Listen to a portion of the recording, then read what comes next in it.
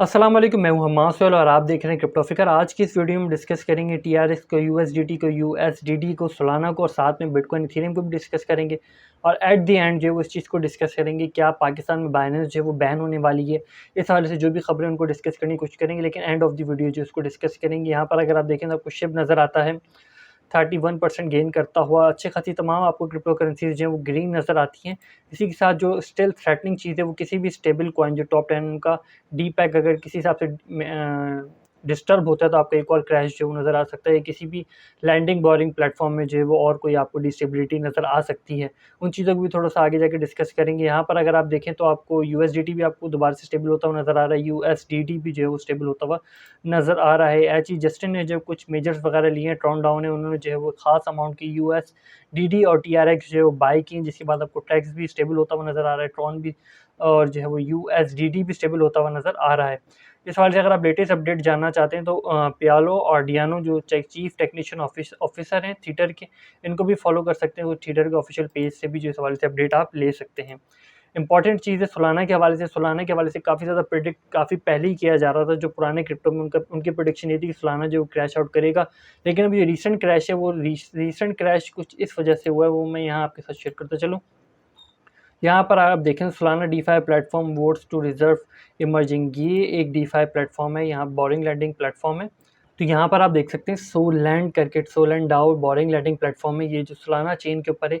इनकी एक तरह की वोटिंग थी, एक वेल थी जिसने जो है इनसे पैसे जो है वो लिए थे। उसके लिए जो है इन्होंने अपनी गवर्नेंस में जो है वोटिंग की थी कि हम उस वेल के वॉलेट को जो है वो यूज़ करना चाहते हैं। अगर वो वॉलेट जो है वो लिक्विडेट हो जाएगा तो हमारा प्रोजेक्ट भी जो लिक्विडेट हो जाएगा, जिसके बाद जो क्रिटिसाइज़ किया गया। उसके बाद आपको क्रिप्टो में पम्प नज़र आया, सोलाना की प्राइस में पम्प किया, तो उन्होंने अपने डिसीजन को जो है वो रिवर्ट करने की कोशिश की है कि अब वो ये जो है वो उस वेल के वॉलेट को जो है वो यूज़ नहीं करेंगे, खुद जो है वो हैंडल नहीं करेंगे। ये काफ़ी बड़ा सवालिया निशान है बोरिंग लैंडिंग प्लेटफॉर्म पे। लेकिन इससे पहले जो है वो आपको इसी तरीके से टेरा लूना और सेल्सियस और इसी तरीके से और भी कुछ बोरिंग लैंडिंग प्लेटफॉर्म्स है, वो आपको इन ट्रबल स्टिल जो है वो आने वाले वक्त में कर सकते हैं क्रिप्टो करेंसी की। क्योंकि बोरिंग लैंडिंग प्लेटफॉर्म का एक तरीके से जो सेटअप है वो एक तरीके से फ्यूचर की, जैसे हम लॉन्ग की ट्रेड लेते हैं उस हिसाब से जो बेस्ड करता है। अगर क्रिप्टो करेंसी की प्राइसेस क्रैश करती हैं तो बोरिंग लैंडिंग प्लेटफॉर्म में जो लोग इन्वॉल्व हैं वो लिक्विडेट होने के उनके चांसेस ज़्यादा होते हैं। जब तक बिटकॉइन अपना कोई बॉटम फाउंड नहीं कर लेता, वहाँ से एक थोड़ा बहुत रिवर्सल या स्टिल जो है उसका बॉटम डिसाइड हो जाए,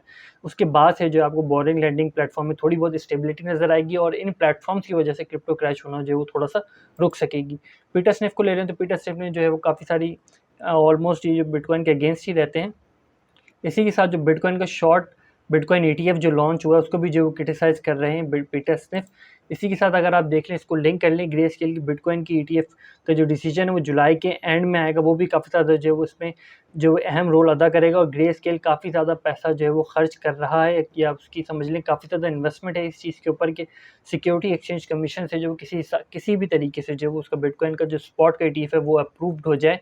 और काफ़ी सारी इन्वेस्टमेंट जो इस वक्त क्रिप्टो से बाहर है वो फिर जो है आपको क्रिप्टो में आती हुई नज़र आएगी, जिसके बाद आपको एक अच्छा खासा रिवर्सल आप जो है वो उस सिचुएशन में देख सकते हैं, इंटरेस्ट रेट के हाई होने के बावजूद भी। लेकिन अगर ग्रे स्केल का ये फैसला आगे बढ़ जाता है या डिसीजन इस वक्त तक डिसाइड नहीं हो पाता, क्योंकि क्रिप्टो की रेगुलेशन भी जो है वो साथ ही चल रही है, नेक्स्ट वीक में आपको उस हवाले से भी अपडेट्स आना शुरू हो जाएंगे। तो काफ़ी एक मिक्सअप सिचुएशन जो वो चल रही है अप एंड डाउन के दरमियान।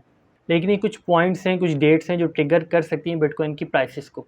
साथ ही जो आपको बिटकॉइन कैपिचुलेशन को नहीं भूलना चाहिए। इसी चीज़ को जो हमने डॉलर कॉस्ट एवरेज के साथ जो है आपके साथ डिस्कस किया था, bitcoin power law, bitcoin log curve और काफ़ी सारी चीज़ों के साथ जो बेयरिश मोड को डिसाइड करती हैं और बेयरिश मोड में बॉटम फाइंड करने की जो कोशिश करती हैं।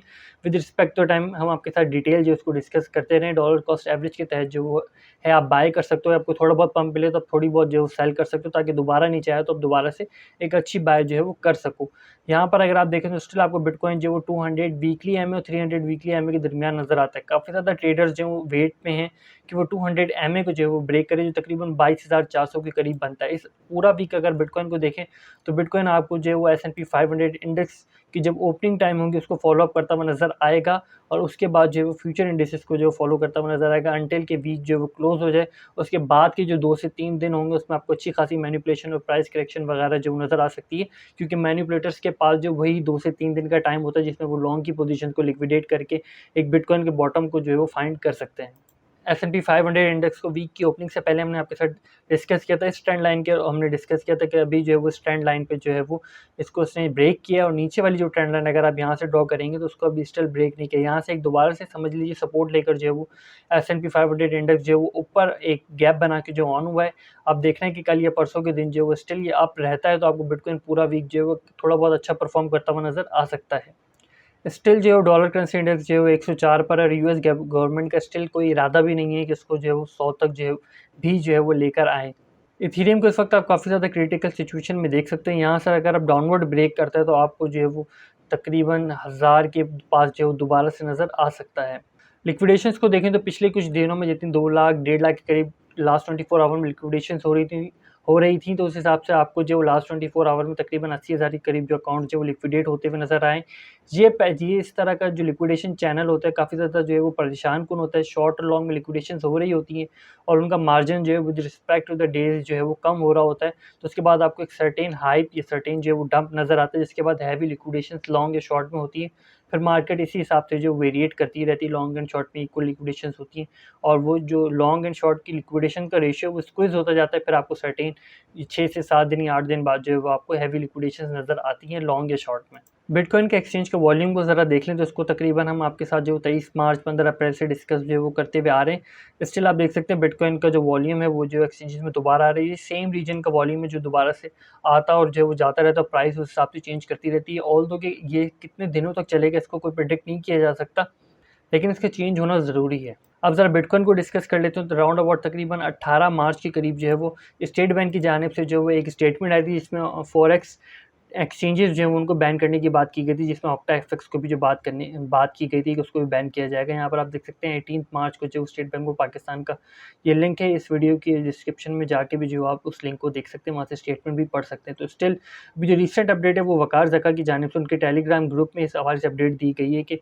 जो हमारी मिनिस्ट्री ऑफ फाइनेंस है वो शायद जो है वो ऑक्टा एफएक्स के साथ जो बाइनेंस के अगेंस्ट कुछ एक्शन जो है वो ले सकती है, लेकिन स्टिल कोई ऑफिशियली न्यूज़ नहीं है। वकार ज़का का तो ये कहना है कि आप सिक्योरिटी एक्सचेंज कमीशन से जो है वो इसकी तस्दीक कर सकते हैं। अब ऐसा होता है या नहीं होता है स्टिल नॉट कन्फर्म, ये न्यूज़ है तो मैंने आपके साथ जो है उसको शेयर किया है। आपकी इस बारे में क्या राय है कमेंट में ज़रूर मेंशन कीजिएगा।